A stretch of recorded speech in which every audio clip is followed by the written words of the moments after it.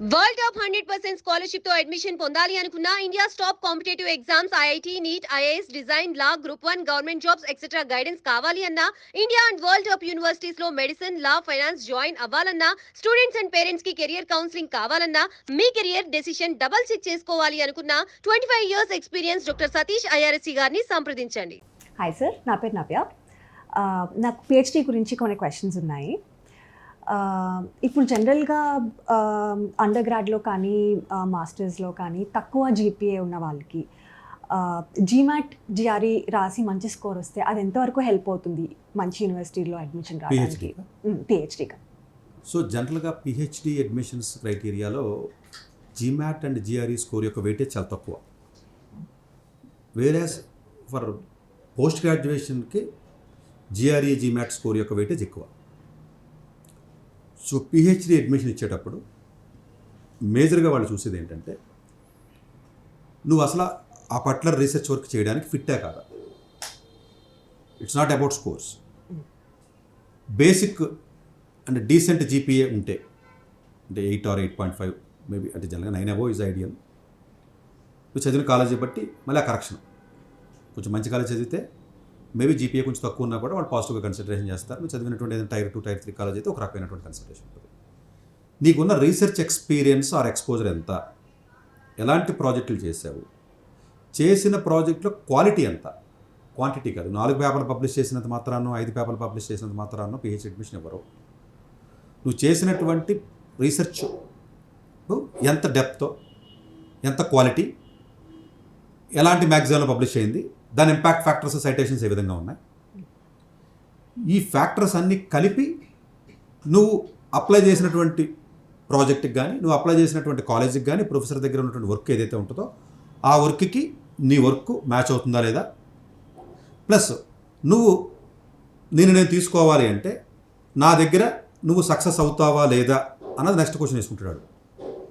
ఒక కాలేజీకి పిహెచ్డీకి వచ్చేటప్పుడు స్టూడెంట్లో ఉన్నటువంటి పేషెన్సీ లెవెల్ చూస్తారు, ఎమోషన్స్. ఎందుకంటే పిహెచ్డీకి మారిపోయిన పేషెన్సీ ఒక రకంగా చెప్పాలంటే. ఇది ఎలా టెస్ట్ చేస్తాడంటే అతను అప్లికేషన్ చూసుకున్నప్పుడు నువ్వు ఇంతకు ముందు ప్రీవియస్గా చేసినటువంటి వర్క్స్ ఒక టఫ్నెస్ని, నీ కన్సిస్టెన్సీ, అటు అకాడమిక్ కన్సిస్టెన్సీని అటు రీసెర్చ్లో ఉన్నటువంటి కన్సిస్టెన్సీ ఏదైనా ఉన్నట్లయితే అది చూసుకుని వాడు జడ్జ్ చేసుకుంటాడు. నేను చేసుకున్న తర్వాత అప్పుడు ఇంటర్వ్యూ పిలుస్తాడు. ఇంటర్వ్యూ పిలిచిన తర్వాత స్పెసిఫిక్ క్వశ్చన్స్ అడుగుతాడు. నువ్వు ఇంతకుముందు ఈ ప్రాజెక్ట్ చేసావు కదా, ఎట్లా చేసావు, అందులో ఎలాంటి ఇబ్బందులు ఫేస్ చేసావు, ఎలాంటి ఛాలెంజెస్ ఫేస్ చేసావు, ఆ ఛాలెంజ్ నుంచి బయటకు రావచ్చు. నువ్వు ఆ చెప్పి జెన్యూన్గా నువ్వు చెప్పినప్పుడు ఆ ప్రాసెస్ని అర్థం చేసుకోగలడు అతను. అర్థం చేసుకున్నప్పుడు ఓకే ఇలాంటి ఛాలెంజెస్ వచ్చినాయి, దీంట్లో ఇలాగా ఓవర్కమ్ చేసింది అమ్మాయి, ఓకే. సో అలాగే అతనికి ఉన్న ప్రాజెక్ట్ మీకు ఎక్స్ప్లెయిన్ చేస్తాడు. సో ఈ ప్రాజెక్ట్లో దానికి సమయం డిస్కషన్ ఏదైనా ఉంటే డిస్కషన్ జరుగుతుంది. ఇట్లాగా నీకున్నటువంటి patience, consistency, research experience in quality and depth, it's not just quantity, plus అకాడమిక్గా నీకు ఎంతో కొంత కన్సిస్టెంట్గా నువ్వు ఉండాలి. అంటే అకాడమిక్ మార్క్స్ వాళ్ళకి సంబంధం లేదా అంటే డైరెక్ట్గా సంబంధం లేకపోయినా ఇండైరెక్ట్గా నేను అసెస్ చేస్తాడు వాడు. ఎలాగా ఓకే కన్సిస్టెంట్గా ఈ అమ్మాయి చదువుతుంది, ఎక్కడా కూడా రిలాక్స్ అవ్వలేదు అన్నది. ఇట్లాంటి ఒక కంక్లూషన్కి వచ్చిన తర్వాత మాత్రం నేను ఇంటర్వ్యూ పిలుస్తాడు తప్ప జిఆర్ఈ అనేది జీమాట్ అనేది అసలు పిహెచ్డి అడ్మిషన్లో చాలా చాలా తక్కువ రోల్ ప్లే చేస్తుంది. అసలు పట్టించుకోవద్దు. ఎందుకంటే జిఆర్ఈ అనేది జస్ట్ ఒక ఎగ్జామ్, ఆ ఎగ్జామ్కి పిహెచ్డీకి సంబంధం ఉండదు. అందుగురించి పిహెచ్డీ అనేది ఉంటే ఓకే కొంత బెనిఫిట్ ఉంటుంది తప్ప ఇన్ జనరల్గా టాప్ కాలేజీల్లో అయితే పట్టించుకోరు, చిన్న చిన్న కాలేజీలో పట్టించుకుంటారు. ఎందుకంటే కానీ ఏదో ఒక పారామీటర్ కావాలి కదా, ఎలాగ రీసెర్చ్ లేదు వాడికి, కొంచెం బెటర్గా లేదు, ఏదో ఒక పారామీటర్ ఉండి తీసుకోవాలి కాబట్టి మేబీ అలాంటి కాలేజీలో తీసుకుంటారు తప్ప టాప్ కాలేజీలో పట్టించుకోరు, చిన్న కాలేజీలో పట్టించుకుంటారు. చాలామంది రివర్స్ ఆలోచిస్తారు, చిన్న కాలేజీ వాళ్ళకి అక్కలేదేమో పెద్ద కాలేజీ వాళ్ళకి కావాలంటారు. కాదు, టాప్ కాలేజీ వాడి ఫోకస్ అంతా నీ జిఆర్ఈ జీమాట్ మీద ఉంటుంది. అసలు నువ్వు ఎలాంటి కాలేజీలో చదివావు, నీ రికమెండేషన్ లెటర్ ఎవడు ఇచ్చాడు, that place very major role. అసలు అన్నింటికంటే మేజర్ రోల్ ప్లే చేసేది అది. అంటే నీకు రికమెండేషన్ లెటర్ రాసినప్పుడు నీ క్వాలిటీస్ని అందులో రిఫ్లెక్ట్ చేస్తాడు. ఇప్పుడు నేను ఎవరికైనా రికమెండ్ చేయాలి అనుకున్నప్పుడు నేను చెప్పాలి ఈ అమ్మాయికి పేషెన్స్ ఎక్కువ, లేకపోతే ఇట్లాంటి క్వాలిటీస్ ఉన్నాయి, ఇలాంటి స్కిల్ సెట్ ఉంది, ఇంతకాలం నా దగ్గర పనిచేసింది, ఇంతకాలం నా దగ్గర ఉంది అని నేను ఎప్పుడైతే చెప్తానో ఆ రికమెండేషన్ రాసిన పర్సన్ ఏ ఏరియాలో రీసెర్చ్ చేస్తున్నాడో ఆ పర్సన్ కూడా రెప్యుటేషన్ గ్లోబల్గా ఎంత ఉంది.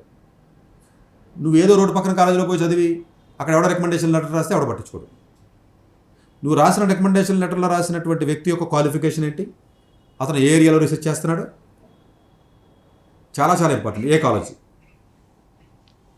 అప్పుడు మాత్రమే అవతల వ్యక్తి ఆ రికమెండేషన్ లెటర్కి వాల్యూ ఇస్తాడు తప్ప డైరెక్ట్గా నేను మామూలుగా నువ్వు ఎక్కడో ఏదో గీతంలో చదివావు, ఏదో కేఎల్యూలో చదివావు, ఎవడో రికమెండేషన్ లెటర్ రాహాడు పిహెచ్డీకి, ఇలా ఎవరో ఎవడో కూడా తెలియదు కదా అడిగి. నువ్వు యూఎస్ అప్లై చేసావు, అసలు ఈ ప్రొఫెసర్ తెలియాలి కదా. ప్రొఫెసర్ క్వాలిఫికేషన్ చూసుకుంటాడు, అతని ఇంటిగ్రిటీ తెలుస్తుంది, అంతే కదా. సో ఏ ఏరియా వర్క్ చేస్తున్నాడో నీ గురించి అతని ఒపీనియన్ ఏంటి. సో ఎక్కువ కాలం నువ్వు పని చేస్తే తప్ప మంచి ప్రొఫెసర్ రికమెండేషన్ లెటర్ ఇవ్వడు కదా, ఆబ్వియస్గా అంతే కదా. ఇప్పుడు 2 months చేస్తే ఒక రకమైన రికమెండేషన్ లెటర్ ఇస్తాడు, 5 months చేస్తే ఒక రకమైన రికమెండేషన్ లెటర్ ఇస్తారు, 1 year చేస్తే ఒక రకంగా. సో అందువల్ల లాంగ్ ప్రాజెక్ట్స్ ఎక్కువ లెంగ్త్, డ్యూరేషన్ లెంగ్త్ చేయాలి ఒకరి దగ్గర. ఆ ఒక వ్యక్తి రికమెండేషన్ లెటర్ అతను మంచి క్వాలిఫికేషన్ ఉన్నటువంటి వ్యక్తి అయితే డెఫినెట్గా అది చాలా మేజర్ ప్లే చేయాలి. ఒకవేళ నీకు మామూలుగా 9.5 GPA ఉంది కదా అని ఇవ్వడం, నీకు 8.5 GPA ఉండి నీకు మంచి కాలేజీలో చదివి నీకు జిఆర్ఈ లేకపోయినా రికమెండేషన్ లెటర్ స్ట్రాంగ్గా ఉంటే అట్లీస్ట్ ఒక ఏరియాలో రీసెర్చ్ చేస్తే ఎక్కువ అక్కర్లా డెప్త్గా చేసినట్లయితే నీకు ఇచ్చేస్తాడు. సో ఇవన్నీ కూడా డైనమిక్ ఫ్యాక్టర్స్. ఇన్ని పేపర్లు ఉంటే పిహెచ్డీ రావడం కానీ, ఇంత జీపీఏ ఉంటే పిహెచ్డీ రావడం కానీ, లేకపోతే ఇన్ని రికమెండేషన్ లెటర్స్ ఉంటే పిహెచ్డీ రావడం అన్నది ఉండదు, తమరు లేదు. ఎలాంటి పర్సన్ రికమెండేషన్ లెటర్ రాస్తున్నాడు, నువ్వు ఎలాంటి ఏరియాలో వర్క్ చేసావు, రికమెండేషన్ లెటర్ రాసినటువంటి ప్రొఫెసర్కి ఆ ఏరియాలో ఉన్నటువంటి రెప్యుటేషన్ ఎంత, నీకు ఎంత జీపీఏ వచ్చింది, నువ్వు వెళ్ళినట్టు నువ్వు యూజీ చదివినటువంటి కాలేజ్ ఆర్ పీజీ చదివిన కాలేజీ కూడా రెప్యుటేషన్ ఏంటి, అంతే. GRE for them it is lost, పట్టించుకోరు అసలు. టాప్ కాలేజీ వాళ్ళు అలా కూడా పట్టించుకోరు. ఉంటే కొంత ఏదన్నా ఒక 2-3% వెయిటేజ్ ఉంటుంది తప్ప అంత పెద్దగా ఎక్కువ వెయిటేజ్ అనేది ఉండదు. అది కూడా చాలామంది ఒక మిస్కాన్సెప్షన్. ఇప్పుడు ఫర్ ఎగ్జాంపుల్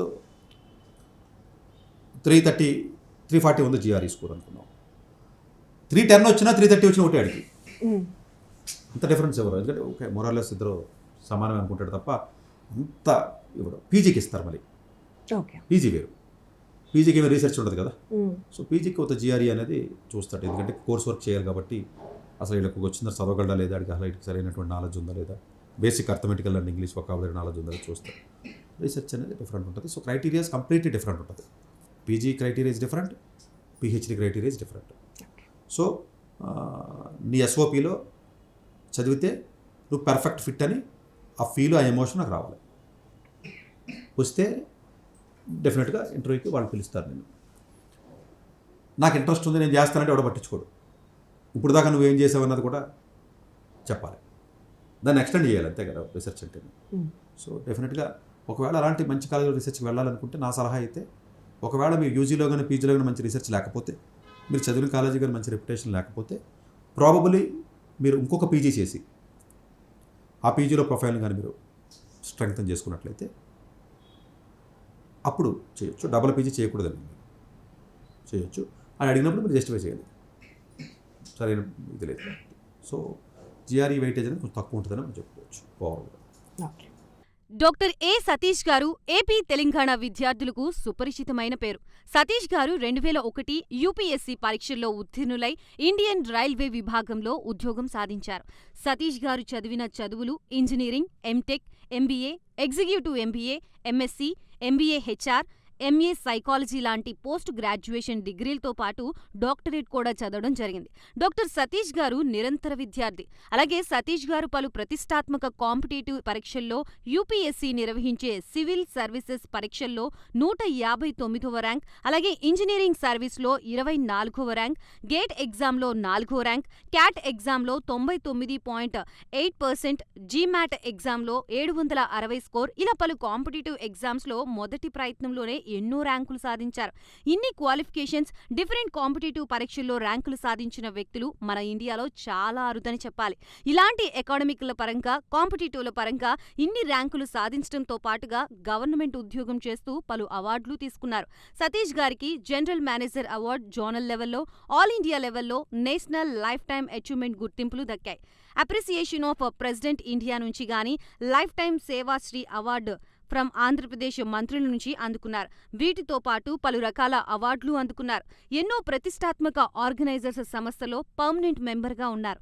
కష్టపడి పైకి వచ్చిన వ్యక్తి కావడం వల్ల గత 20 సంవత్సరాల నుంచి ఎంతో మంది చిన్నపిల్లల దగ్గర నుండి 5, 6 తరగతి విద్యార్థుల నుంచి పెద్ద పెద్ద పీజీ, పీహెచ్డీ కాలేజీలకు వెళుతూ విద్యార్థులకి అవగాహన కల్పిస్తూ ఉంటారు. ప్రతి విషయంపైన డాక్టర్ సతీష్ గారు స్పష్టమైన అవగాహన కలిగి ఉన్నారు. డాక్టర్ సతీష్ బలంగా నమ్మే సూత్రం ఏంటంటే అవేర్నెస్ ఈజ్ ఎవ్రీథింగ్. మనిషికి అవేర్నెస్ ఉంటే ఏదైనా సాధించగలరు. ఒక్క మోటివేషన్తోనే కాదు, ఏది చెయ్యాలి, ఏది చేయకూడదు, ఎలాంటి డెసిషన్ తీసుకోవాలనే విషయాలపై, ముఖ్యమైన విషయాలపై అవగాహన కల్పిస్తూ ఉంటారు. అలాగే గవర్నమెంట్, ప్రైవేట్ జాబ్లే కాకుండా ప్రపంచ దేశాల్లోని జాబ్స్ పై కూడా అవగాహన కల్పిస్తూ ఉంటారు. ఉద్యోగాలతో పాటు పెద్ద చదువులైన ఐఐటి వంటి వాటిపై సెషన్స్ నిర్వహిస్తూ ఉంటారు. ఇప్పటి వరకు 3 లక్షల సెమినార్లు ఒక్క రూపాయి తీసుకోకుండా ఉచితంగా నిర్వహించారు. ఇందులో భాగంగా మన ప్రైమ్ 9 ద్వారా విద్యార్థులకి మోటివేషన్ ఇవ్వడానికి మీ ముందుకు వస్తున్నారు డాక్టర్ సతీష్ గారు. వరల్డ్ టాప్ 100% స్కాలర్షిప్ తో అడ్మిషన్ పొందాలి అనుకున్నా, India top competitive exams IIT, NEET, IAS, design, law, group 1 government jobs etcetera guidance కావాలి అన్నా, India and world top universities లో మెడిసిన్, లా, ఫైనాన్స్ జాయిన్ అవ్వాలన్నా, స్టూడెంట్స్ అండ్ పేరెంట్స్ కి career counselling కావాలన్నా, మీ కెరియర్ డెసిషన్ డబుల్ చెక్ చేసుకోవాలి అనుకున్నా, 25 years experience doctor Satish IRSC గారిని సంప్రదించండి.